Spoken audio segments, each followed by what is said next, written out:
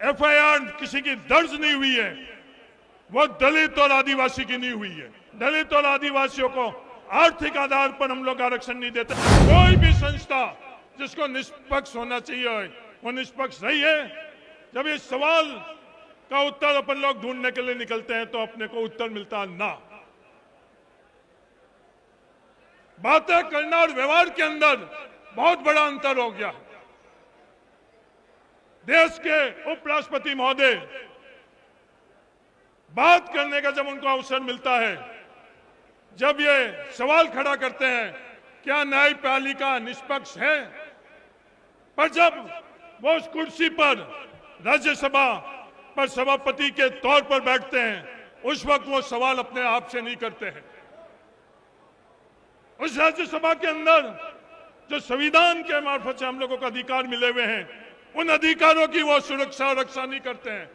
उनका आचरण वो नहीं रहता है। विपक्ष के नेता खड़गे जी खड़े होते हैं, क्या उनको विपक्ष के नेता के तौर के ऊपर उस राज्यसभा के अंदर उनको बोलने दिया जाता है? नहीं। सभापति के तौर के ऊपर निष्पक्ष उस कुर्सी पर बैठकर उनका आचरण होता नहीं।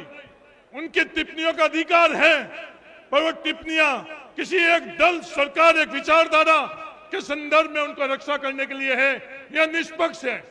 क्या ये सवाल आज देश को करना चाहिए या नहीं करना चाहिए? आज सिर्फ विवाद करने के लिए, न्यायपालिका के संदर्भ में विवाद करने के लिए कि राष्ट्रपति, महामहिम राष्ट्रपति महोदय ने जब उसको पास कर लिया है तो अगला कदम क्या होगा?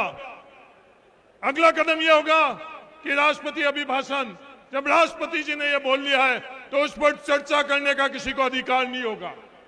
इस तरह की नई परंपरा की शुरुआत 11 वर्ष के अंदर हो गई है। तो आज हर दिशा के अंदर हम लोगों का फर्ज बनता है, एक नागरिक के तौर पर हम लोगों का फर्ज बनता है, कांग्रेस पार्टी के सदस्य के तौर पर हम लोगों का फर्ज बनता है, सबको संविधान की रक्षा हम लोगों को करनी है।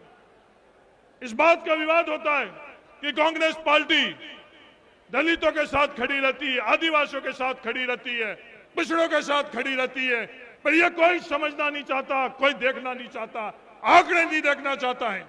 खुद मध्य प्रदेश में अगर आंकड़े देखो 2023 के, सबसे ज्यादा अगर एफआईआर किसी की दर्ज नहीं हुई है वो दलित और आदिवासी की नहीं हुई है। ये रिपोर्ट है। 95% लोग जो गए हैं और उनकी एफआईआर दर्ज नहीं हुए वो दलित और आदिवासी है। और उसके बावजूद भी जो एफआईआर दर्ज हुई है क्राइम की, उसमें 90% कौन है? दलित, आदिवासी और पिछड़ा वर्ग। क्या जिसके साथ शोषण हुआ है, अन्याय हुआ है, उनके साथ में हम लोगों को खड़ा रहना चाहिए, नहीं रहना चाहिए?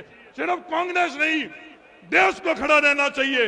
अगर कांग्रेस खड़ी नहीं रह रही है तो गलत है। देश उस पीड़ित व्यक्ति के साथ नहीं खड़ा है तो देश सही है या गलत है, ये सवाल हम लोगों के सामने होता है। आज न्याय के लिए दर दर कौन भटक रहा है? कौन भटक रहा है? बुंदेलखंड के अंदर जब हम लोग जाते हैं तो सड़क पर कौन मिलता है? सड़क पर वो दलित मिलता है, सड़क पर वो आदिवासी मिलता है। तो क्या उस दलित की और आदिवासी की आवाज हम लोगों को नहीं सुननी चाहिए? उनकी रक्षा हम लोगों को नहीं करनी चाहिए? तो आज सिद्धांतिक तौर पर यही संविधान को बचाना है। भ्रम भ्रांतियां बहुत है, आरक्षण के संदर्भ में भ्रम भ्रांतियां है कि नहीं साहब सिर्फ दलितों को और आदिवासी को फायदे के लिए आरक्षण हो रहा। हकीकत क्या? देश की 100% जातियों को आज देश के अंदर आरक्षण है या नहीं है? सिर्फ और सिर्फ दलित और आदिवासियों को आर्थिक आधार पर हम लोग आरक्षण नहीं देते, बाकी बची हुई तमाम जातियों को हम आर्थिक आधार। 2 साल से आर्थिक तौर के ऊपर दलित और आदिवासी को हमने हिस्सेदारी और भागीदारी नहीं लेने दी। ये स्वीकार हम लोगों को करना चाहिए। हम रक्षा नहीं करेंगे और रक्षा के लिए हमारे को किसी से भीख मांगने की जरूरत नहीं है। ये संविधान निर्माताओं ने हम लोगों को दिया है, सिर्फ और सिर्फ संविधान के मार्फत से ही हम लोग इसकी रक्षा कर सकते हैं। तो आप तमाम लोगों को बहुत बहुत धन्यवाद। आप लोग जाकर संविधान के रक्षक बनो, कांग्रेसी बाद में बनो, नेताओं की जिंदाबाद बाद में करो, अपनी बात बाद में रखो। संविधान को लेकर आप हर नागरिक के पास पहुंचोगे। संविधान बच जाएगा तो लोकतंत्र बच जाएगा, लोकतंत्र बचेगा तो कांग्रेस बच जाएगी। कांग्रेस बच जाएगी तो जिन नेताओं की जिंदाबाद कर रहे हैं वो बच जाएंगे और आप बच जाओगे। इसलिए जय संविधान, जय संविधान।